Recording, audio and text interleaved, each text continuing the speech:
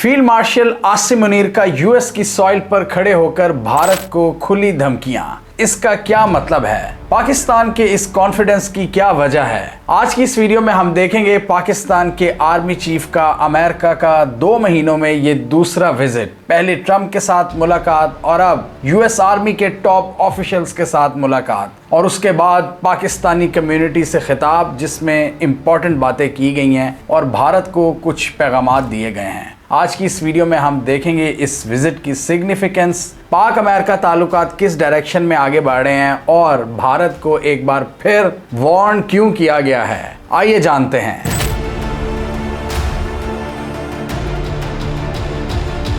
Field marshal Asim Munir को US military ने invite किया था सेंटकॉम की चेंज ऑफ कमांड सेरेमनी में, जिसमें हमने देखा कि जनरल कुरेला ने अपनी सर्विसेज को खैरबाद कह दी है और अब एक नए ऑफिसर सेंटकॉम की कमान संभालने आ रहे हैं इस रीजन में। सेंटकॉम, जैसे आप सबको पता है, अमेरिका की एक मिलिट्री कमांड है जो इस पूरे रीजन को देखती है। भारत से डीलिंग के लिए उन्होंने यूएस इंडो पैसिफिक कमांड रखी हुई है जो कि क्वाड के मामलात को देखती है, पैसिफिक में, साउथ चाइना सी वगैरह में। हमारा जो रीजन है बहीरा अरब है, थोड़ा सा मेडिटेरेनियन सी का पार्ट है, रेड सी है, पर्शियन गल्फ है, गल्फ ऑफ ओमान, यहाँ पर सेंटकॉम एक्टिव होती है और उसके पाकिस्तान आर्मी के साथ बहुत गहरे रवाबित हैं। और जनरल कुरेला ने पास्ट में बड़ी जबरदस्त तारीफें की हुई हैं पाकिस्तान की, पाकिस्तान के आर्मी चीफ की, और इसके बदले हमने भी इनको एजाजात से नवाजा हुआ है और बड़ी इज्जत दी हुई है। हिस्टोरिकली सेंटकॉम के पाकिस्तान आर्मी के साथ बड़े जबरदस्त ताल्लुकात रहे हैं और एक्सपर्ट्स के मुताबिक इस बार पाकिस्तान को ट्रंप एडमिनिस्ट्रेशन के करीब करने में भी सेंटकॉम का एक अहम किरदार रहा है। और अब सेंटकॉम के आगे हैं नए कमांडर, और इंटरेस्टिंगली इस पूरी सेरेमनी में उन्होंने पाकिस्तान के आर्मी चीफ को भी इनवाइट किया था और इसमें कोई किसी दूसरे मुल्क का कोई प्रोमिनेंट कमांडर मौजूद नहीं था।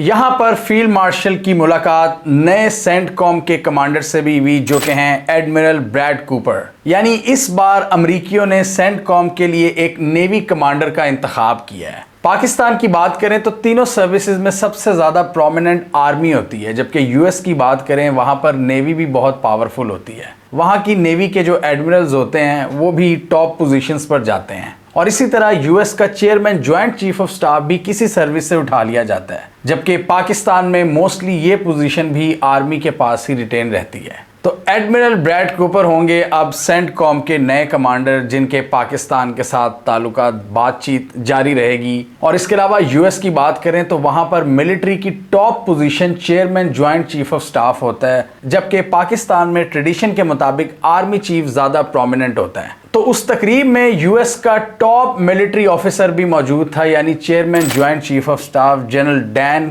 केन। उनसे भी आर्मी चीफ की मुलाकात हुई है, यानी सेंटकॉम का कमिंग कमांडर, सेंटकॉम का आउटगोइंग कमांडर और यूएस का chairman joint chief of staff. US में सारी एक्टिविटीज को अटेंड करने के बाद आसिम मुनीर ब्रसल्स की तरफ रवाना हो गए हैं, जहां पर नेटो का हेडक्वार्टर्स है, और उसके हवाले से जो डिटेल्स आएंगी हम आपके साथ शेयर करेंगे। यूएस आर्मी की ये तकरीब टाम्पा फ्लोरिडा में भी, जहां पर इनकी एक इम्पॉर्टेंट मिलिट्री बेस मौजूद है। अब इसके बाद आर्मी चीफ की जो पाकिस्तानियों से मुलाकात हुई है उसने काफ़ी ज़्यादा खलबली मचाई है, स्पेशली भारतीय मीडिया के अंदर। वैसे तो ये तकरीब क्लोज डोर थी और यहाँ पर रिकॉर्ड करने की भी इजाज़त नहीं थी, लेकिन भारतीय मीडिया के मुताबिक कुछ चीज़ें बाहर आई हैं। अभी हम जो चीज़ें डिस्कस करेंगे वो ज़्यादातर भारतीय मीडिया में रिपोर्ट हुई हैं, और कई चीज़ें ऐसी हैं जिनके बारे में पाकिस्तानी मीडिया ये क्लेम कर रहा है कि वो सियाको सबाक से हटकर बताई गई हैं और मिर्च मसाले लगाकर, और कुछ चीज़ें बिल्कुल ही फेक बताई गई हैं। तो हम उन चीज़ों को डिस्कस करेंगे, लेकिन एक बात ज़रूर है कि भारत की चीखें निकल गई हैं और वहाँ पर एक कोहराम बपा हो गया है कि ये कैसे बयानात दिए हैं। पाकिस्तान के आर्मी चीफ ने खुलेआम धमकियां लगाई हैं। सबसे इंटरेस्टिंग बात तो आर्मी चीफ ने डैम्स के हवाले से की है। भारत के जो डैम्स, जो पाकिस्तानी दरियाओं पर ये डैम्स बना रहा है, जो इंडस वाटर ट्रीटी को सस्पेंड करने की बात कर रहा है, इस पर आसिम मुनीर साहब ने कहा, पाकिस्तानी सामने बैठे थे, उन्होंने कहा कि भारत ये करके देखे, हम उसका ऐसा जवाब देंगे कि इनकी नस्लें याद रखेंगी। हम इनके डैम्स तबाह बर्बाद कर देंगे, हम इन पर 10 मिसाइल मारेंगे, हम इनके डैम्स के कंप्लीट होने का इंतजार करेंगे। जब ये पूरा इंफ्रास्ट्रक्चर, पूरा पैसा स्पेंड कर लेंगे, हम तब 10 मिसाइल मारेंगे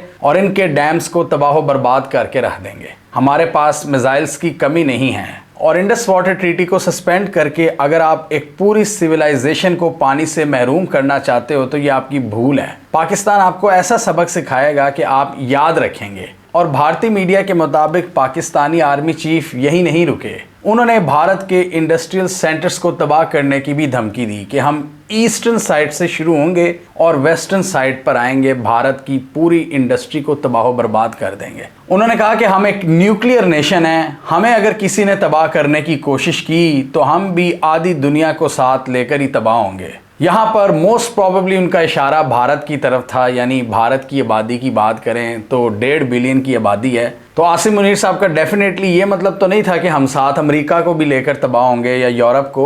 डेफिनेटली उनका इशारा भारत की तरफ था कि अगर हम पर मैली आंख से देखा गया तो हम भी फिर चुप नहीं बैठेंगे, हम भी अपने न्यूक्लियर ऑप्शंस का इस्तेमाल करेंगे, ये उनका कहने का मतलब था। और इस पर भारतीय मीडिया ने अब पाक आर्मी चीफ के खिलाफ एक लॉबिंग करनी शुरू कर दी, एक नैरेटिव बनाना शुरू कर दिया वेस्टर्न मीडिया पर कि देखो आपकी सॉइल पर खड़े होकर हम पर न्यूक्लियर धमकियां लगाई जा रही थी। तो इस पर डेफिनेटली भारत चुप नहीं बैठेगा और एक स्ट्रॉन्ग लॉबिंग करेगा। और अभी मैं उनके मीडिया पर देख रहा था कि उनको एक्सट्रीमिस्ट दिखाने की कोशिश की जा रही है कि ये तो मदरसे से पढ़े हुए हैं, इन्होंने रिलीजियस एजुकेशन ली हुई है, तो ये एक कंजर्वेटिव माइंडसेट के बंदे हैं, तो इनको बेसिकली मतलब उनका ये है कि इनको रास्ते से हटाना होगा। तो भारत अब हर तरह से कोशिश करेगा, जो बड़े बड़े जरीदे हैं, न्यूयॉर्क टाइम्स है, वॉशिंगटन पोस्ट है, वॉल स्ट्रीट जर्नल है, यहाँ पर बड़े पढ़े लिखे भारतीय बैठे हुए हैं। हर मुल्क के ही लोग होते हैं इन इदारों में, इवन सऊदी और ईरान के भी होते हैं, पाकिस्तान के भी होते हैं कुछ जर्नलिस्ट जो इन जरीदों में लिखते हैं। तो भारत अब उनका इस्तेमाल कर सकता है और डेफिनेटली पाकिस्तान आर्मी चीफ के खिलाफ एक नैरेटिव आपको शायद बनता हुआ नजर आए अगले दिनों में। लेकिन इंटरेस्टिंग बात यहाँ पर यह है कि नैरेटिव बनाने का फायदा तब हो जब आप उसको पूरी तरह ट्रांसलेट कर सको उस मुल्क के अंदर, यानी लॉबिंग के पैसे या प्रोपेगेंडा पाकिस्तान तक भी ला सको। अब इंटरेस्टिंग बात यह है कि पहले तो ये काम बड़ा चला है कि पाकिस्तान के लीडर्स के खिलाफ प्रोपेगेंडा हुआ है, बड़े बड़े लीडर्स के खिलाफ, आर्मी चीफ के खिलाफ। और यूएस में जितनी एड एजेंसीज होती हैं वो फिर अपने कुछ दोस्तों का इस्तेमाल करती हैं, वो फिर लोकली एक नैरेटिव बनाते हैं। पैसा जब घूमता है आपको पता है फिर पूरी दुनिया में वो घूमता है। इस वक्त मसला ये है कि डोनाल्ड ट्रंप ने खुद यूएस एड पर पाबंदी लगाई हुई है। अब यूएस एड की उस तरह एक्टिविटीज़ नहीं रही और जितनी और दूसरी एनजीओज हैं वो बड़ा छुप छुप कर काम कर रही हैं या तो बिल्कुल ख़त्म हो चुका है काम। और पाकिस्तान में भी लिबरल्स की बात करें जो हिस्टोरिकली बड़ा एंटी एस्टेब्लिशमेंट रहे हैं, आजकल वो भी चुप हुए हैं। अगर एक तरफ से स्ट्रीम बंद हो जाए तो फिर आप लोकल रास्ते तलाश करते हो, तो यही कुछ सूरत हाल लग रही है। तो हिस्टोरिक पैटर्न्स को देखते हुए अगर ये पाकिस्तानी लिबरल्स का इस्तेमाल करना चाहते हैं तो वो तो नहीं होने वाला, क्योंकि आजकल आपको पाकिस्तान के हालात का पता है। तो भारत के लिए बड़ा मुश्किल होगा आर्मी चीफ के खिलाफ एक लार्ज स्केल प्रोपेगेंडा कैंपेन चलाना, जो हमने देखा था 2020 में और 19 में जिस तरह भारत की कैंपेन्स पकड़ी गई थी, EU डिसइंफो लैब पकड़ी गई थी। भारत लगा रहता है पाकिस्तान के खिलाफ और एक नए स्केल का प्रोपेगेंडा भी शुरू कर सकता है। लेकिन इस वक्त सबसे बड़ा चैलेंज भारत के लिए यही है कि यूएस की एडमिनिस्ट्रेशन इस वक्त भारत की ज़्यादा बात नहीं सुन रही और वो पाकिस्तान के बहुत करीब हैं। ट्रंप एडमिनिस्ट्रेशन की बात कर लें या फिर यूएस मिलिट्री की बात कर लें तो वहाँ पर जो मोटी मोटी इस्टेब्लिशमेंट है वो तो पाकिस्तान के साथ खड़ी है। तो जब पाकिस्तान के साथ खड़ी है तो वो पाकिस्तानी सरकार के खिलाफ प्रोपेगेंडा करवाने में उस तरह अपना किरदार भी नहीं अदा करेंगे एनजीओज वगैरह के जरिए, और फंडिंग भी बंद है। तो यहाँ पर अब देखना यह है कि भारत इस नैरेटिव को किस तरह बनाता है। लेकिन उन्होंने अपने मीडिया पर शुरू कर दिया ये सारी गेम कि देखो जी ये क्या कुछ बोल रहे हैं यूएस की सॉइल पर खड़े होकर, और किस तरह ललकार रहे हैं, किस तरह इलॉजिकल बातें कर रहे हैं, किस तरह एक्सट्रीमिस्ट माइंडसेट को रिप्रेजेंट कर रहे हैं। और भारत का तो यही क्लेम है कि कश्मीर में भी पाकिस्तान अनरेस्ट क्रिएट करवा रहा है, पहलगाम भी पाकिस्तान ने करवाया, फला हर चीज़ पाकिस्तान ने करवाई है। वो तो तहकीकात के बगैर ही पाकिस्तान पर इल्ज़ाम लगा देते हैं। और अभी पहलगाम के अटैकर्स पकड़े भी नहीं गए थे, अभी भी नहीं पकड़े गए, अभी भी 2-3 लोगों को इन्होंने मारा है। उन्होंने पहले ही पाकिस्तान पर इल्ज़ाम लगा दिया था और ऑपरेशन सिंदूर का आगाज़ कर दिया था, जिसके बाद से लेकर अब तक हम देख रहे हैं कि भारत किस तरह जलील हो रहा है ऑपरेशन सिंदूर के बाद। यानी जो उन्होंने स्ट्रॉन्ग मैन इमेज दिखाने की कोशिश की अपनी जनता के सामने, वो सारा फेल हो गया उनका। और बाद में इनका फिर ट्रंप से भी इख्तलाफ हुआ है, जो बार बार ये ट्रंप को नलीफाई कर रहे हैं कि जी ट्रंप ने कोई किरदार अदा नहीं किया, हमने सीज फायर किसी के प्रेशर में आकर नहीं किया। और दूसरी तरफ पाकिस्तान ने ट्रंप के साथ अपनी डीलिंग जारी रखी है पॉजिटिव वे में। तो पाकिस्तान करीब हुआ है ऑपरेशन सिंदूर के बाद और भारत दूर हुआ है। और इसकी एक और बहुत बड़ी रीज़न ये थी कि पाकिस्तान ने बेहतर परफॉर्म किया, अपने से 3 गुना बड़ी मिलिट्री फोर्स को काउंटर किया है, बर वक्त जवाब दिया, और ये पूरी दुनिया ने देखा है, जिससे पाकिस्तान के स्ट्रेटेजिक कद में इजाफा हुआ है। दरिया सिंध के हवाले से आसिम मुनीर साहब का ये भी कहना था कि ये इंडस रिवर भारत की कोई ज़ाती प्रॉपर्टी नहीं है। और अगर हम लॉजिकली भी देखें तो भारत लोअर राइपेरियन का पानी नहीं रोक सकता इंटरनेशनल कवानीन के मुताबिक। वर्ल्ड बैंक ने भी इस हवाले से भारत को सपोर्ट नहीं किया। और पाकिस्तान के इंडस वाटर ट्रीटी के हवाले से अग्रेसिव एक्शंस बिल्कुल जस्टिफाइड होंगे भारत के डैम्स को तबाह करने के। और ये हमने बहुत पहले एक वीडियो में कहा था जब ये सारा मामला शुरू हो रहा था कि इन डैम्स पर पाकिस्तान को स्ट्राइक्स करनी चाहिए। और अब फाइनली पाकिस्तान के आर्मी चीफ ने भी उसकी तरफ इशारा कर दिया है, क्योंकि ये इलीगल डैम्स हैं जो पाकिस्तानी दरियाओं पर बनाए जाएंगे। अभी भी भारत ने कुछ बनाए हुए हैं, हमने इन वीडियोस में देखा था। और अगर भारत मजीद डैम्स बनाता है, पाकिस्तान के पानियों को बिल्कुल कंट्रोल कर लेता है, पूरी चाबी भारत के पास होगी कि कब पानी को छोड़े कब पानी को रोके, तो पाकिस्तान के पास फिर और कोई ऑप्शन नहीं रह जाता सिवाय इसके कि वो डायरेक्ट स्ट्राइक्स करे इन डैम्स के ऊपर। इसमें भारत के पास कोई लॉजिक ही नहीं है कि वो पाकिस्तान का पानी रोके। हर तरह से ये दुनिया के हर कानून के मुनाफी है। इंटरनेशनल लॉ के अलावा ये पाकिस्तान और भारत के दरमियान जो बायलैटरल एक अंडरस्टैंडिंग है इंडस वाटर ट्रीटी की शक्ल में, ये उसकी भी खिलाफ वर्जी है। यानी अपने ही वादे से मुकरना और इंटरनेशनल कवानीन की धज्जियां उड़ाना, और इसको रिस्पॉन्ड करना फिर पाकिस्तान के राइट है। एक और बयान भी आर्मी चीफ से मंसूब किया जा रहा है, और इसमें मुझे काफ़ी शक है कि ये बयान आर्मी चीफ ने दिया होगा। कुछ जो प्रो पाकिस्तानी अकाउंट्स हैं उन्होंने भी ये लगाया कि जी आर्मी चीफ ने ये बात की है, लेकिन मेरा नहीं ख्याल ये बात ऐसी हुई है। और ये बड़ी अजीबोगरीब एग्जाम्पल थी कि आर्मी चीफ वहाँ पर कहते हैं कि पाकिस्तान और भारत का मुवाजना किया जाए तो भारत एक मर्सिडीज़ है जो कि रोड पर फरारी की तरह भाग रही है, जबकि पाकिस्तान एक ऐसा बड़ा ट्रक है जो बजरी से भरा हुआ है। और आप खुद सोचें जब वो ट्रक उस मर्सिडीज से टकराएगा तो उस गाड़ी का क्या हाल होगा। तो पाकिस्तान को उन्होंने उस ट्रक से तशबीह दी और भारत को मर्सिडीज से। यानी इसका तो यही मतलब हुआ कि पाकिस्तान एक डिस्ट्रक्टिव फोर्स है और वो अच्छी चीज़ देखता हुआ बर्दाश्त नहीं कर सकता, तो वो उससे टकरा जाएगा अगर कोई भी अच्छी चीज़ नज़र आएगी, और ख़ुद वो कायम रहेगा। तो ये बात समझ नहीं आती कि पाकिस्तान के आर्मी चीफ ने ऐसी बात की होगी, और डेफिनेटली ये चीज़ ज़्यादा भारतीय मीडिया पर ही रिपोर्ट हुई है। इसके अलावा उन्होंने ओवरसीज़ पाकिस्तानीज़ की तारीफ़ की। उन्होंने कहा कि ये ब्रेन ड्रेन नहीं बल्कि ब्रेन गेन है,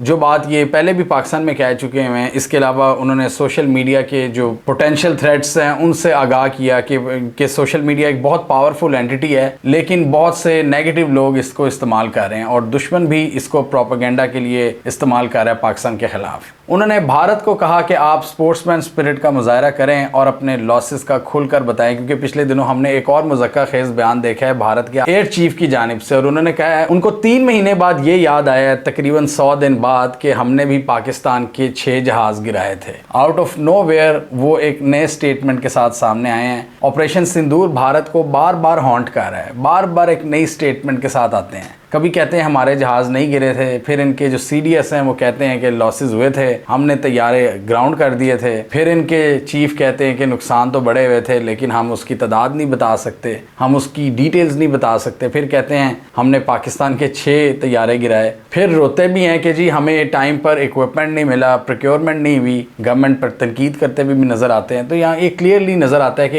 एक कन्फ्यूजन है और कॉन्ट्राडिक्टरी स्टेटमेंट्स हैं। और यहाँ पर मोदी सरकार ने अपनी फोर्सेस को भी एक लॉफिंग स्टॉक बनाकर रख दी है कि सारे उन पर हंस रहे हैं। उनके बयानात में इतने तजादात होते हैं कि कुछ समझ नहीं आती कि वो कहना क्या चाह रहे हैं। कभी एक बयान होता है, कभी कोई चीफ दूसरा बयान देता है, कभी कोई दूसरा सर्विस का चीफ कोई तीसरा बयान देता है। तो यही चल रहा है भारत के अंदर। और पिछले दिनों तो हमने ये भी देखा था कि CDS और भारत के डिप्टी आर्मी चीफ की बहस भी हुई थी, उनके दरमियान डिसएग्रीमेंट भी हुआ था, जो उन्होंने एक बयान दिया था जो हमने इस वीडियो में एक्सप्लेन किया था। जब उन्होंने कहा था कि चाइना पूरा सैटेलाइट कम्युनिकेशन सिस्टम के जरिए पाकिस्तान को सपोर्ट कर रहा है, और पाकिस्तान को इवन ये भी पता था कि हमने कहाँ कहाँ पर हमले करने हैं, और पाकिस्तान ने हमसे रिक्वेस्ट की कि ये हमला ना करना, आप ये अपना व्हीकल लॉन्च ना करें, इसको अभी रोक दें।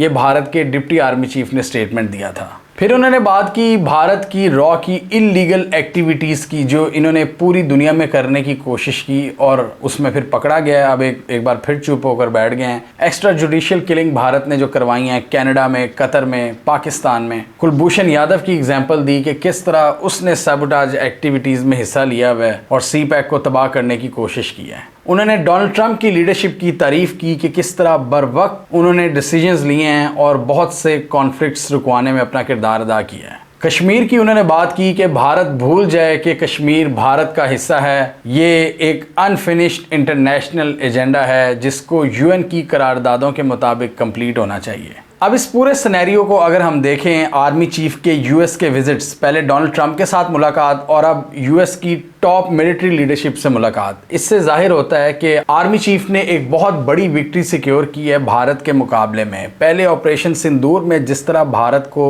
जवाब दिया है और उसके बाद US के साथ ताल्लुकात जिस तरह एलिवेट हुए हैं पाकिस्तान के, ये देखने वाली चीज़ है। और नो डाउट इसमें पाकिस्तान के आर्मी चीफ की जो पोजीशन है वो स्ट्रांग हुई है, ना सिर्फ लोकली बल्कि ग्लोबली भी, और उनके ताल्लुकात बड़े हैं इंटरनेशनल स्टेज पर। पहले हम देख रहे थे कि इनके UK वगैरह में विजिट्स हो रहे थे, UK की मिलिट्री इस्टेब्लिशमेंट और CENTCOM के साथ अच्छे ताल्लुकात थे। अब इनके डायरेक्ट US की हुकूमत के अंदर ताल्लुकात हैं और अब प्रॉबेबली जिस तरह NATO के लीडर से मुलाकात करने जा रहे हैं, इसमें हमने क्लियरली देखा है कि आसिम मुनीर के क्रेडेंशियल्स में इजाफा हुआ है। और दूसरी तरफ मोदी साहब जो अपने आप को एक स्ट्रॉन्ग लीडर बनाने की कोशिश कर रहे थे वो वीक होते जा रहे हैं। और दूसरी तरफ भारत की ऑपोजिशन ने भी उनके खिलाफ एक ऐसी ज़बरदस्त कैंपेन चलाई हुई है कि अब उनको गिरफ्तार करवाना शुरू हो गए हैं, राहुल गांधी वगैरह को। नरेंद्र द सरेंडर की जो उन्होंने कैंपेन चलाई हुई है और जिस तरह मोदी को ग्रिल किया गया है पार्लियामेंट में ऑपरेशन सिंदूर के हवाले से, मोदी नो डाउट वीक हो रहे हैं। और मोदी का ऑपरेशन सिंदूर की शक्ल में जो एक मिस एडवेंचर था वो क्लियरली अब उसके कॉन्सिक्वेंसेस अब ये भुगत रहे हैं। और भारत ने पाकिस्तान के खिलाफ जो एक बहुत बड़ा एज हासिल किया था, जो लेवरेज हासिल किया था US के ईवानों में, वो एज अब तेज़ी से ख़त्म हो रहा है और US के टॉप पॉलिसी मेकर्स पाकिस्तान की बात सुन रहे हैं। और डोनाल्ड ट्रंप जो भारत का हाल कर रहे हैं वो आप इस वीडियो में देख सकते हैं कि किस तरह वो टैरिफ आयद कर रहे हैं और भारत के खिलाफ होते जा रहे हैं। हमने इस वीडियो में पूरा एक्सप्लेन किया था और भारत की ऑप्शंस हमने सामने रखी थी कि भारत के पास अब क्या ऑप्शंस हो सकती हैं। क्या वो अब रूस के ज़्यादा करीब होगा या चाइना के करीब होगा या फिर US के साथ अपने ताल्लुकात को जो फ्रैक्चर्ड हो चुके हैं उनको दोबारा से जोड़ने की कोशिश करेगा। तो यहाँ पर मोदी सरकार के लिए मुश्किलात में बेपनाह इजाफा हो चुका है कि US के साथ जो ट्रेड वॉर है वो उनके गले पड़ गई है। उन्होंने एक तरफ अपने किसानों को भी बचाना है क्योंकि US की जो डिमांड्स हैं वो इनकी अपनी लोकल एग्रीकल्चर को तबाह कर देगी कि अगर वहाँ पर ड्यूटीज़ वो कम करेंगे, और अगर नहीं करेंगे तो फिर 50% टैरिफ का सामना करना पड़ेगा, जिसकी वजह से इंडिया की $50 बिलियन के करीब जो एक्सपोर्ट है US को, वैसे टोटल $90 बिलियन की हैं, लेकिन $50 बिलियन की एक्सपोर्ट डायरेक्टली अफेक्ट होंगी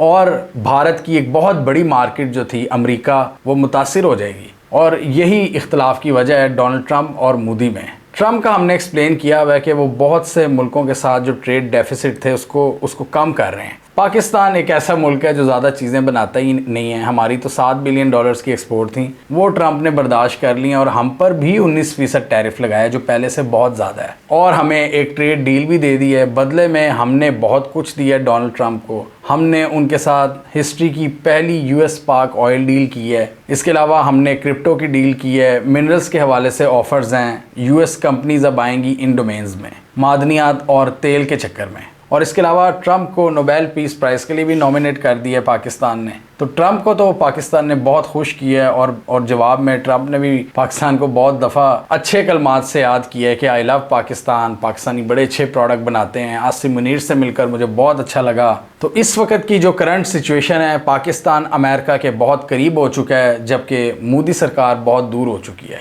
और ना सिर्फ उनको ग्लोबल चैलेंजेस का सामना है, अब यही चैलेंज मोदी को उनके मुंह के अंदर भी मुंह चढ़ाएगा और मोदी की जो पॉपुलैरिटी है वो कम होगी। और इसमें एक बहुत बड़ा क्रेडिट पाकिस्तान की बेहतर डिप्लोमेसी को जाता है, जिन्होंने ना सिर्फ वॉर टाइम में बेहतर परफॉर्म किया है बल्कि फ़ौरन बेहतर डिप्लोमेसी करके पूरी दुनिया को अपने साथ किया है, जो हमने इन वीडियोस में देखा था और उनमें अमेरिका भी शामिल था। तो मोदी का जो ऑरा और मोदी की जो पावर थी यहाँ पर पाश हो चुकी है। और पाकिस्तान की साइड की बात करें, आसिम मुनीर साहब बहुत ज़्यादा इम्बोल्डन हुए हैं और कोल्ड वॉर एरा की याद ताज़ा हो गई है, जब पाकिस्तान अमेरिका के बहुत करीब था और भारत अमेरिका से दूर था। वो कोल्ड वॉर एरा ही था जब पाकिस्तान के लिए भारत पीस ऑफ केक हुआ करता था और पाकिस्तान एक बार फिर वही इंप्रेशन सेट करने की कोशिश कर रहा है कि भारत आकर तो दिखाए, हाथ तो लगाए हमें। और भारत की मिलिट्री ने भी साबित किया है कि वो पहले की तरह आज भी नाकाम ही हैं और उनकी जो इंटीग्रेशन थी आपस में डिफरेंट सिस्टम्स के दरमियान,